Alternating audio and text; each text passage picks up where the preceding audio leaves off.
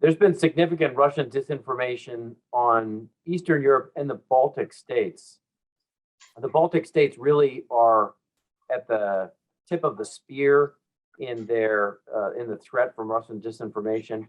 I mean, the reality is, from the Russian perspective, Latvia, Lithuania, and Estonia were all part of the Soviet Union. They were Soviet republics.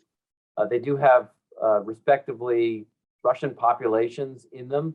And I think, as we saw with Crimea, when the Russians took it in 2014, essentially by doing it bloodlessly, that they have continually, the Russians have continually put out disinformation that the Russian population in several of the Baltic states are being repressed, that they would like to be part of the Soviet Union again.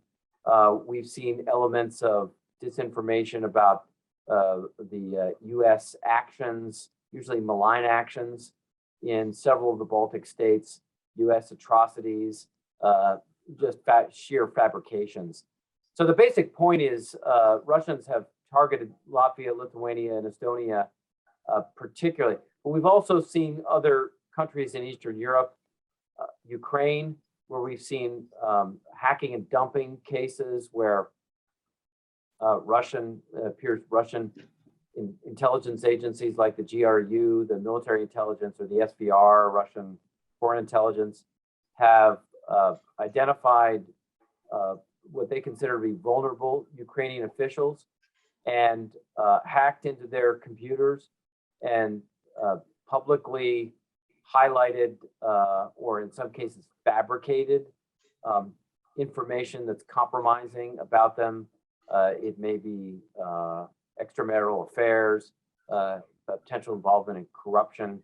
And in some cases, there's been true information. In some cases, we've seen just deliberate disinformation, so false information, trying to delegitimize a government in Ukraine that the Russians feel is far too sympathetic to Western Europe and the United States, and one that is not sympathetic enough to Moscow itself. So Ukraine, the Baltic states, among several other examples in and around Eastern Europe, have been heavily targeted by the Russians.